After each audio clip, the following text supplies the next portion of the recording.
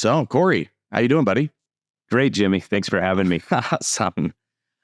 So I'm interested to learn more about Experience Fusion and what you guys are doing, and just tell me a little bit about how you guys developed this business. Yeah, absolutely. I would love to tell you all about it. I really have to go back into me as a person, and how I developed and some of my background to help you understand it. Mm-hmm. And so I'll try to be succinct. It all started actually quite a while ago. Okay. As I started to think about the purpose that I have in the world, it was, I need to help people be the best versions of themselves. Mm-hmm. And for me, it was like, how do I effectively do that? Right. And I was like, well, I need really good content and I need to deliver it really well. And it needs to be recipient centered, meaning I need to meet people where they're at in the world. Mm-hmm. And I can't, for me personally, I can't accomplish that through writing a book.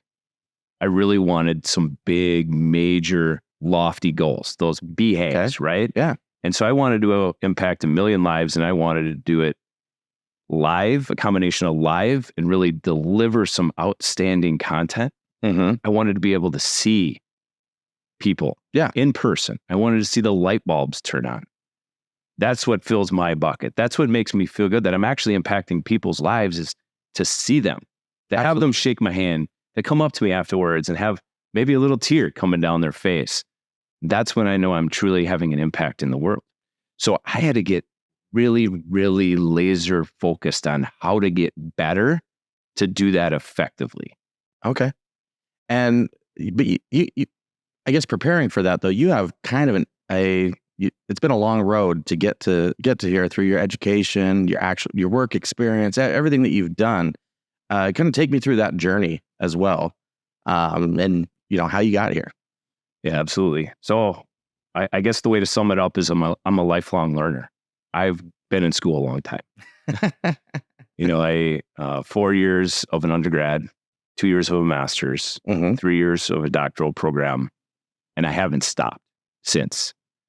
What I did learn through those higher levels of education was to be critical of the world, but to be curious, right? And then how do you take it to the next level is, how do you take that curiosity and drive solutions, drive strategies? Right. So a lot of it is sifting and sorting through the world of information. Yeah. And when I work with students as a professor, because that's my role now, I've been a professor, I'm going on my 16th year. It's quite a few years, right? Yeah. All with the University of Wisconsin in Stevens Point.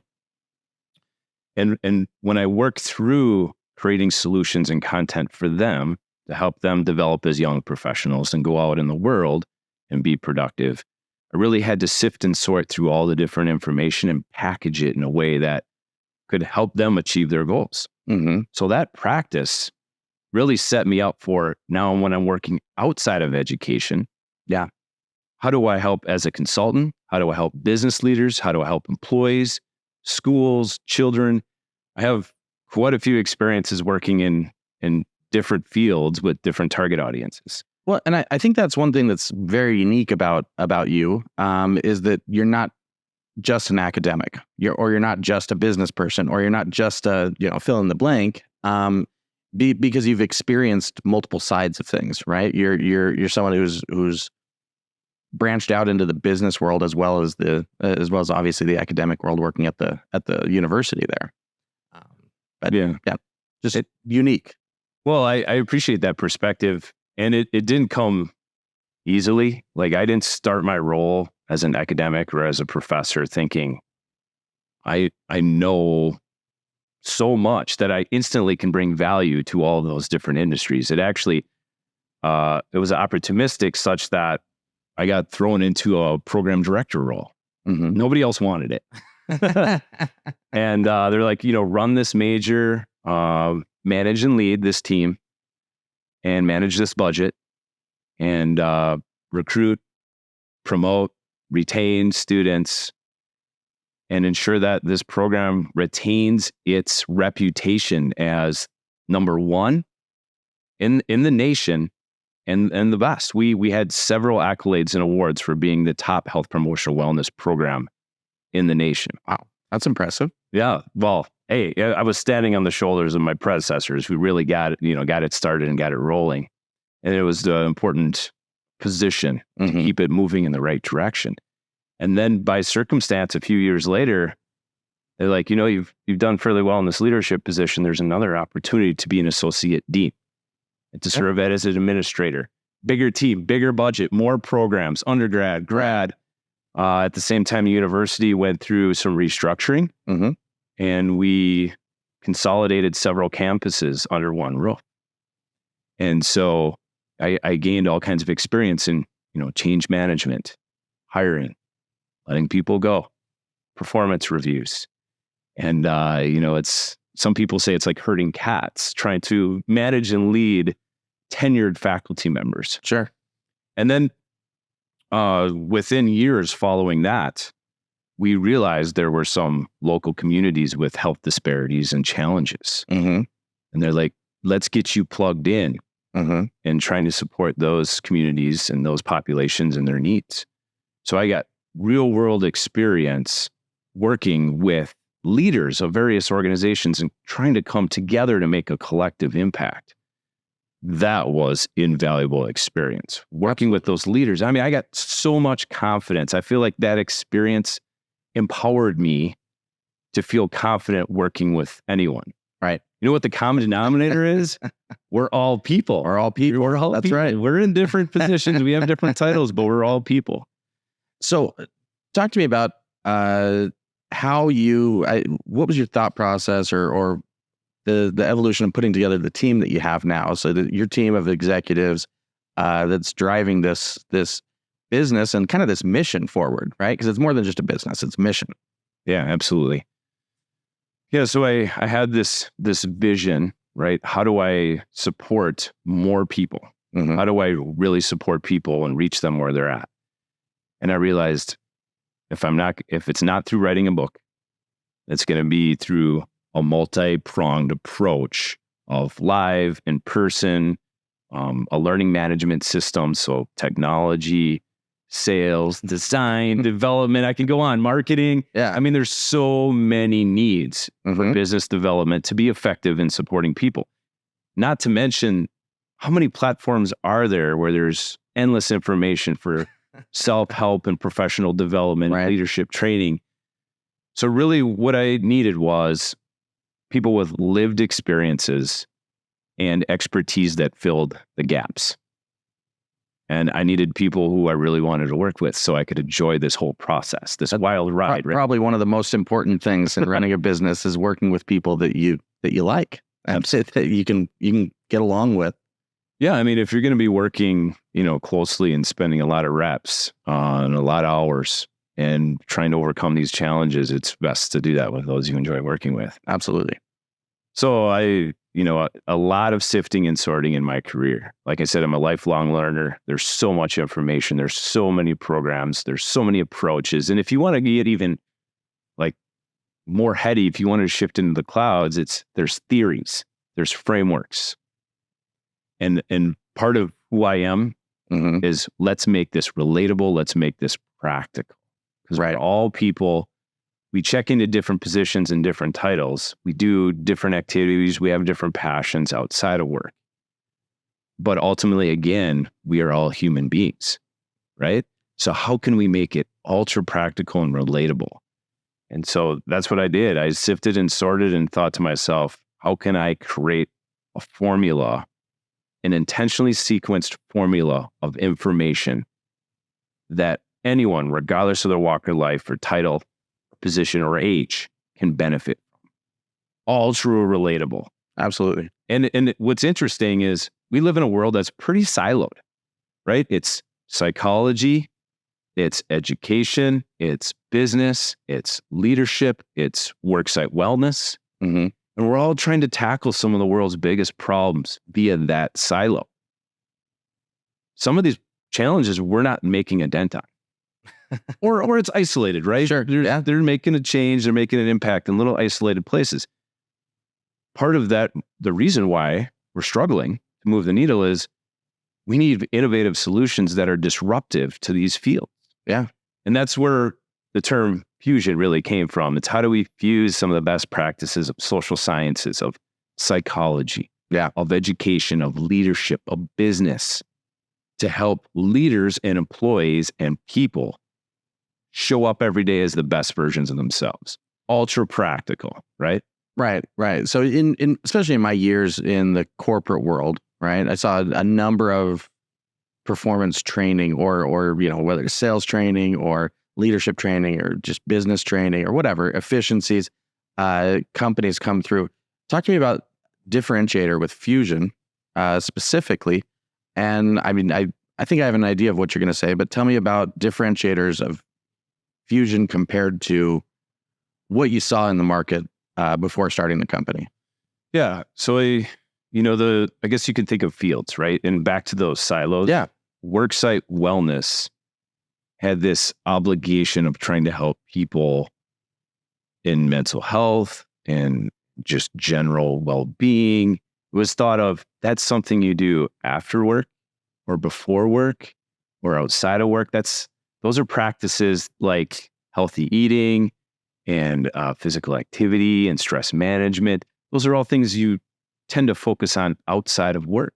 Yeah. So we siloed that, right? So that's the worksite wellness industry. And again, there are pockets of people doing great work, right? Mm-hmm. But that's an industry trend. The other industry trends are focused around business and leadership, tend to be very tactical. And they don't incorporate enough of the wellness and enough of the human needs that people have. So our secret sauce is understanding that people live and they have needs outside of work, mm-hmm. and they have needs at work. Yeah. And we can't continue to separate those. The common denominator is they're a person. They're all people. They're all people. They're a human being, and they continuously move in and out of work context. There's carryover, right? There will be spillover. There's carryover of what happens outside of work to their mood, to their feelings, to their emotions, to the way they think at work. And there's carryover to the way they bring themselves to their relationships. Absolutely. So we needed an approach that understood that it's no longer a separation of work and non-work, work and home. And a term the Surgeon General uses is work-life harmony. Right. Really. And so if somebody asks, what's your secret sauce? It's really targeted towards humans, the whole person. These are what our needs are. We're going to level up your performance in work and then all other activities beyond work. Mm-hmm. Right. And so the other differentiator is a lot of times, sorry to interrupt. I know you're ready. No, yeah, you're fine. Okay. You're fine. Leadership training is typically top down. Yeah. Right. Yes. It's always. Yeah. I mean, you're like, in every organization I've ever worked for, it is. Right. I mean, you start with the executives and then you move to the mid-level managers, and then you hope there's a trickle-down effect, like they can level up everyone on their team. And in most cases, there's little to no, on the mid-level or low-level managers, there's little to no real leadership training, right? There's something they call, management training. They might call it leadership training, but really they're not teaching these leaders or these managers how to get their own life straight, let alone help others and help to coach others and support these positive practices and stuff. Yeah, I mean, with the Great Resignation, there are people shifting out of roles and into roles at an unprecedented rate, right? Mm-hmm. So there's that. And then there's, people are hiring and they hope to retain people. So they want to advance them and promote them within their organization. And so, I mean, what's scary is there's a stat I saw the other day is 60 to 70% of managers receive no leadership training or very little. That was my point. Right. Yeah. Because most managers, there's just more numbers of them at the middle level to lower level positions, right? And there's no real training for them. And then with belt tightening, right, as companies look for efficiencies, mm-hmm. they're like, instead of having 15 managers, let's reduce it to 10. Mm-hmm. And when you do that, each person manages or leads a larger team.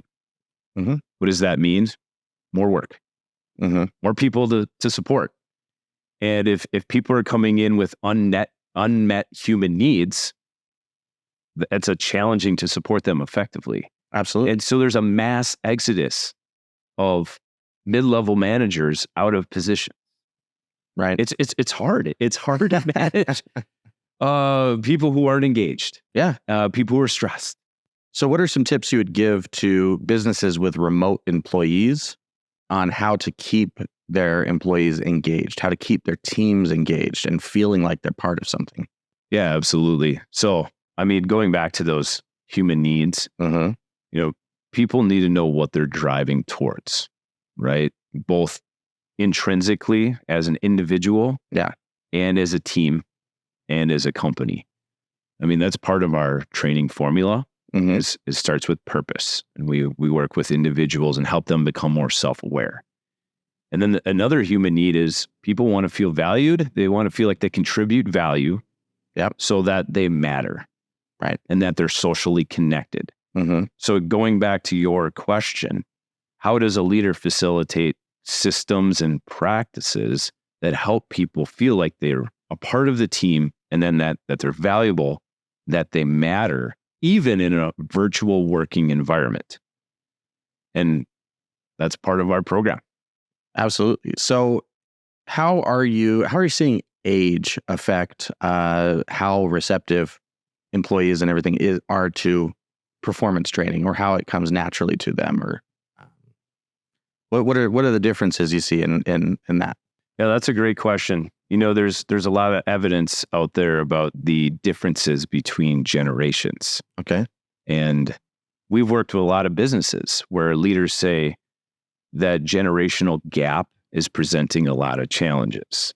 For example, the seasoned leaders, those with more years of experience, they're saying that the younger generations coming in just don't seem to care as much about work. They're not as engaged. Why do you think that is? Work. I imagine you're going to tell. Well, I mean, do you want to take a stab? I think it's the for example, my generation, I'm 40 years old, right? And although people in my generation still use and appreciate and everything technology in a similar way to a generation younger than me, we also still grew up when there wasn't a little TV screen in your hand and in your pocket all the time, where you did have to, if you wanted to go see someone or communicate with someone, you had to pick up the phone and hear their voice. You didn't, it wasn't texting. I couldn't look on Facebook and see what everyone was doing, or go look on TikTok and see what, people are projecting out, right? It was, if I wanted to know how someone was doing, I either picked up the phone and called them or went over to their house. And that was really the only ways, or write a letter, I suppose. But, that was rare. Yeah, for sure.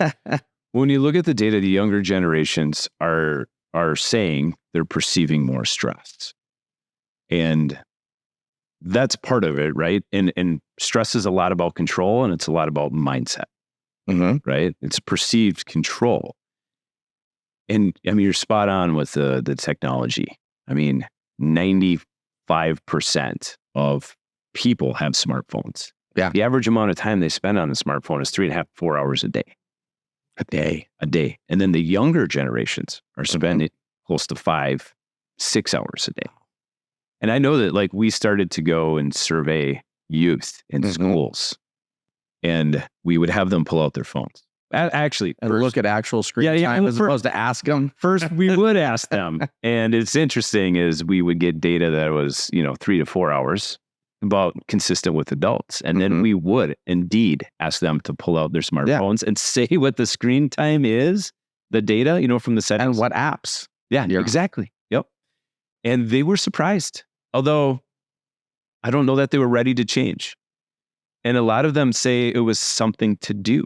Yeah. And the challenge is, if you're not self-aware and you don't know what your passions are and what you want to accomplish, and you're just kind of chasing everyone else's highlight reels and what everyone's posting. Yeah. If you're continuously in that loop and you haven't sifted and sorted enough through various experiences, and you've spent a lot of time in the digital world, you just don't potentially know yourself well enough to know what else to do. Right. What else fills my bucket? What do I really want to get out of life? What do I want to accomplish? What are my true unwavering passions? The things that I will pursue through thick and tough times, right? Thick and thin is the phrase, you know? And so once they discover that, I think they might be more ready to make a change with their digital usage and digital habits. But until that point, they're just, if you're addicted, you're just continue to use. And habits are so hard to break. Absolutely. So we've come full circle to your question. Yeah. What's changed in the last 20 years? I mean, when you look at youth and the youth risk behavior survey that they administer throughout the nation, there's more signs of sadness and hopelessness and depression and thoughts about suicide, and unfortunately suicide, than ever. And I mean, it's no secret. Mental health challenges are presented everywhere. Yeah. They're exacerbated in youth. And then you look at, well, what's changed in the last 20 years? It's the smartphone. And I'm not going to technology and food probably too, more processed food than ever before. I think for sure. You know, so they're spending long periods of time, and those short little snippets with their phones, long periods of time, and their sense of belonging is being negatively impacted. So that's the next generation coming up through the workforce. And so you're already starting to see it, a divide, and that's part of the divide. You know, like the older generation, and these are tendencies, right? Right. The older generation, they may have a social support. They may not have a longing for social connection at work. Right. They may have social support at home. The younger generations coming in, they spend a lot of time potentially on social media. They're connected, but they have a yearning for valuable relationships and best friends at work, so to speak. Right. Gallup uses that poll. Best friends at work. So there's this divide, like they're coming to work and they want to hang out and chat and get to know and be friends with people at work. And potentially the leaders are saying, get to work. Like you're here, let's see some productivity. I need you to perform. Yeah. So I can realize the outcomes that I'm being asked to realize. So yeah, I mean, we could talk for hours about this. You can see I'm kind of passionate about the topic. Yeah. That's probably why you started a business around it, right? Spot on. Knowledgeable and passionate about something. And you could pour into data, and you can pour into research studies. And again, you have to sift and you sort through all of this to come up with a universal, powerful solution. Okay. And that's really what I sought out to do. And then through, I guess, the growth mindset that I have, and I mentioned I started with, I'm a lifelong learner. Yeah. We're going to run this program and continuously iterate and improve based on the lifestyle, the challenges, the context, circumstances that exist in today's modern digital world. Absolutely. And technology is changing so quickly. And the way humans interact with technology and each other is changing quickly. Some of it's intentional and some of it's not. Some of it's just, wow, this is what we're seeing. This is the social norm. This is the culture. We're just going to roll with it. Right. Who's disrupting it and getting people to pause, reflect, and say, is this really who you want to be? Is this how you put your best foot forward? Is this the way you want to spend your time on this earth? And intentionality in general, since I've started working with your team, intentionality is something I've mentioned to Scott, is that your team, organized, which I love, right? But then B, seems very intentional in what you guys do and where you're going. And that's one thing, just as a compliment to you as the CEO, that everything has seemed very, like I said, intentional and thought out, right? Whereas a lot of businesses, they're just, and sometimes myself included as a business owner, you're just kind of flying by the seat of your pants and you're taking care of things as they come up, but that's being a reactionary leader as opposed to a proactive leader, right? Yeah. And it's one thing to identify that, but then, how you make those shifts is a little bit different too. But yeah, in working with your team, it seems like you're leading by example. You're what you're preaching, you're actually practicing as well. So, well, compliment. Yeah, that wasn't really a question. Well, I appreciate that you recognize that. And we are intentional about our mindset. Mm-hmm. We're intentional about everything we do. I mean, I have a wife and 2 young kids with a third on the way. Time is ultra critical. Yeah. And there's time to market, right? And we just want to be as organized and strategic and intentional about this development because we have a lot riding on it. We want this to be successful. We feel that people need this to be successful. Yeah, there's no doubt that there's a need for it. Right. And yeah, I'm looking forward to seeing your company continuously grow in Fusion and make an impact on so many businesses around the world. What are you most excited about when you think about the future of Fusion? Yeah, it's what we just touched on. I'm so excited about seeing companies invest in their people and their employees so that they can level up their performance. I mean, I want to see those outcomes. I want to see those results. Our team would love, all of us, we share this mission and vision. Our big, hairy, audacious goal is to impact 1 million lives. What I'm really excited about, when I wake up in the morning, I jump out of bed literally to get excited about how I want to get started helping more companies and more people. The biggest challenge for us has always been, how do we get the word out? How do we get recognized? How do busy business professionals and leaders find us? Mm-hmm. And that's where our team is being hyper intentional. It's right. Like, how do we leverage the best practices of advertising and marketing and communication and sales and such? So I'm confident we have an awesome team. Yeah. And we'll get there. So that's, I don't know how long it'll take, but I'm so glad I'm able to do this podcast with you, Jimmy. Maybe Why Not can help. I think so. Yeah, absolutely. Like I said, you guys definitely have a service that's needed and that's valued. What are ways that a business or whether it's the full business or a department of a company or whatever, how can they metric performance success? So how would they say, all right, before we hired Fusion, we were here, yep. But we want to get to something else, to something better. What types of results would you think businesses could expect? Yeah, I really appreciate that. And, some people may view solutions like ours to be too disruptive and therefore too fluffy or too hard to measure. Mm-hmm. The first answer is it's the right thing to do, right? Yeah. Doing right by your people is the right thing to do. Right. For sure. Some things are hard to assess. Mm-hmm. In some industries, there are key performance indicators for positions, right? Some positions, when you do like a sales position, pretty clear, right? You're either hitting quota or you're not, right? And it's pretty easy to identify. So performance reviews, like if you look at it as an experiment, a social business, employee-based experiment, there's pre and there's post. Now, we also implement a survey, and we want to hear subjectively from the employees themselves on some of these key metrics, what's changing. Yeah. Right. We could also look at retention, engagement. There are lots of surveys for engagement, and we have our own survey. There are other surveys out there. So when you work with companies, it's like, what data do you have? Mm-hmm. What anecdotal evidence do you have? Do you have performance reviews? Share with us where you're at and what some of these challenges are. Yeah. And then that's our baseline. And we work through the performance development systems and programs we have and align them with some of their needs.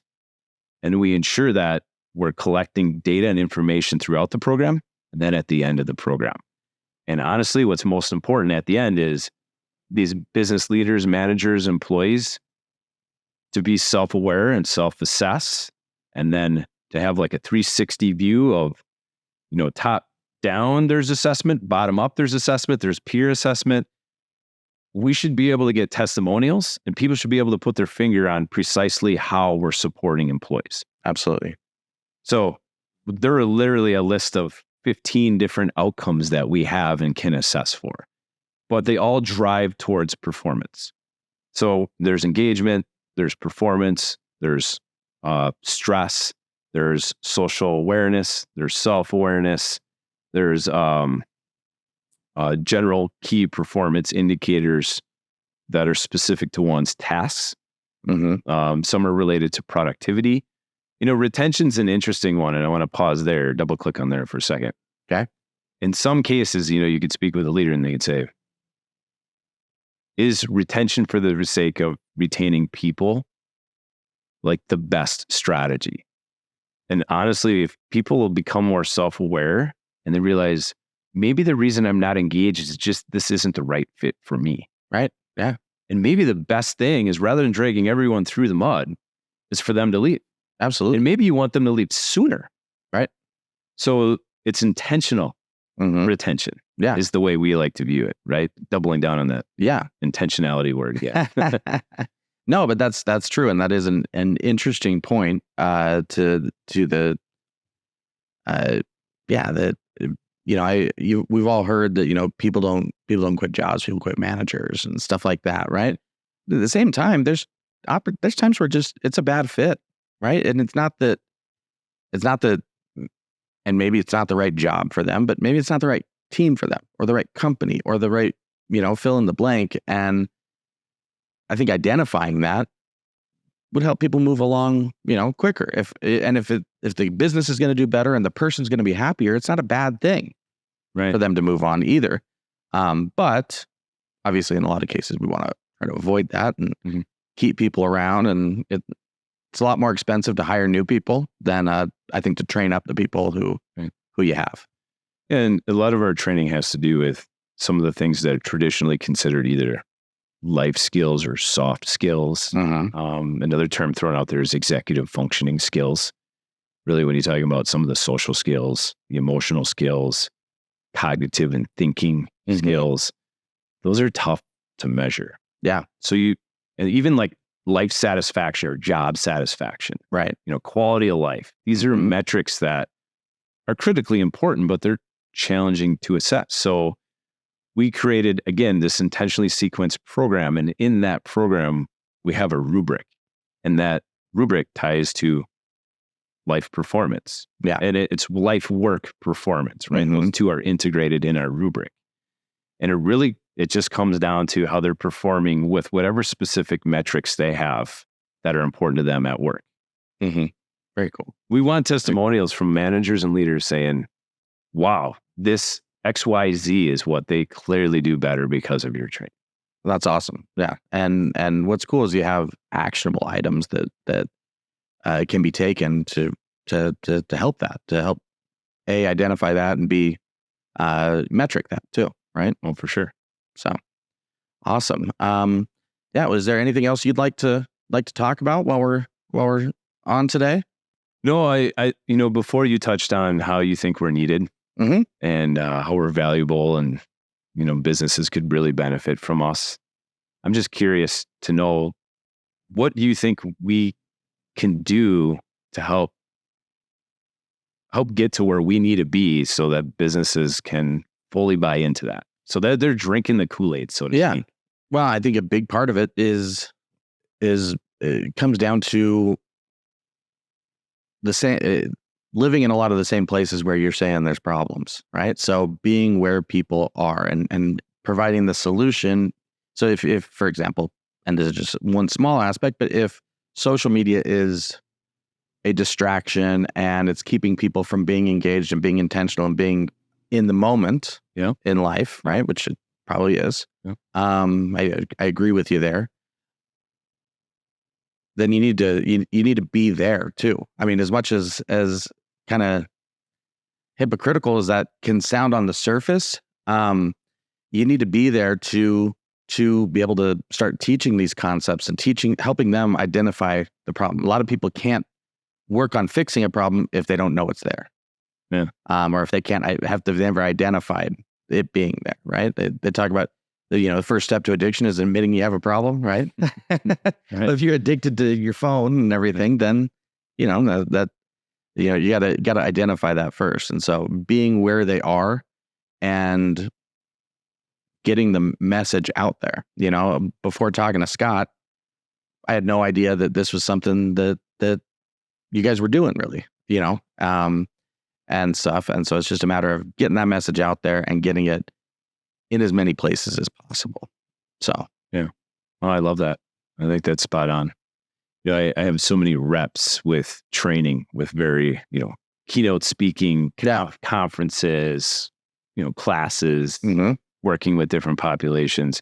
People tend to say they have a love-hate relationship with their smartphones and with technology. They say it's a necessary evil. That's right. And it's almost like the way I guess we'll need to leverage it as a necessary evil, because that's where people are, and we got to meet them where they're at.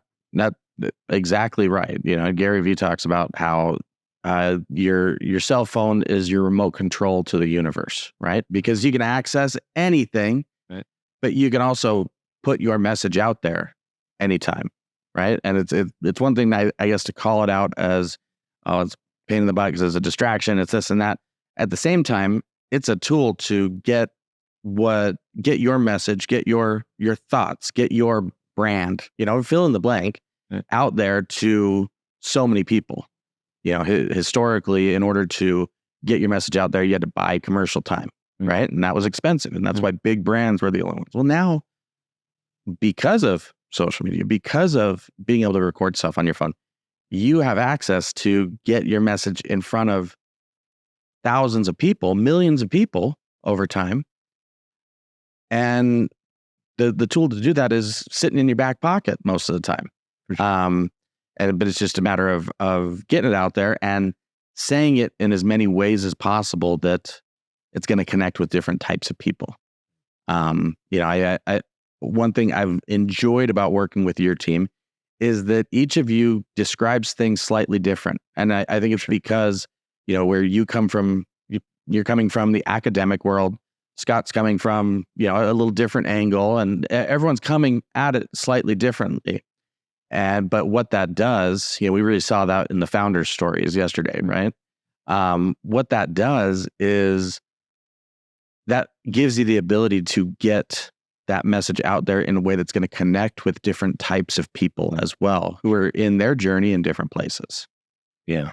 And then what I love about what you said is technology is a tool. However, systematically in society, where are we helping equip people to effectively use that tool? Right. Is it schools? Is it parenting at home? Is it in businesses? Like systematically, there might be little pockets, but as a society, we're not getting there. So we're not about bastardizing or saying smartphones are bad or terrible. It is a tool. Yeah. But what's most universal is technology or not is the concept of pause, reflect, play. Yeah. From your mind standpoint to emotions to your relationships, how like the mindless scroll on the phone. Yeah. Pause. Like, what are we doing? Right. Right. Is this aligning with our purpose and our passion? Is this really important to us? How is this making us feel? Yeah. Who are the people around us right now? There's in some cases, there's somebody right next to you, right, waiting to engage with you. Yeah. And so hitting that pause button, reflecting on those things, and then hitting the play. Like, this is how I'm moving forward. Mm-hmm. I mean, it could be a 10-second pause, reflect, play. It could be a minute. It could be how you bookmark a day. Could be how you end a day. Yeah. Could be before you start a meeting. Could be in the middle of the meeting if you're feeling your temperature rise. Right. So we try to implement or integrate that tool as an example throughout our program, throughout our performance development system. Mm-hmm. So again, we're looking for ultra practical tools. So it just made me think of it when you were saying, that and how you recognize that. Yeah. So if there's another business that wants to be able to start implementing some of these things, or at least wants to talk about it, how do they get a hold of you guys? The easiest approach is to go to our website, experiencefusion.com. So there's no E in front of experience. So it starts with an X. Yeah. Experience, fusion.com. And then we're on social. Okay. LinkedIn and Facebook to start, and we'll be as we everywhere. grow. As we grow, we'll be everywhere. Yeah. But I mean, we have informational videos on our website. We have outlines of our performance development system and our different programs. If you love to read, you can read. If you'd prefer to just sit back and watch videos, then you can learn that way too. So we'll get you fully equipped so you can learn more about what we do. Very cool. Yeah. Well, thanks again. Yeah. Really appreciate it. Yeah. I love having you guys down here. So yeah, hopefully it's not too much longer before we get you in here again. So sounds good. All right. Thanks.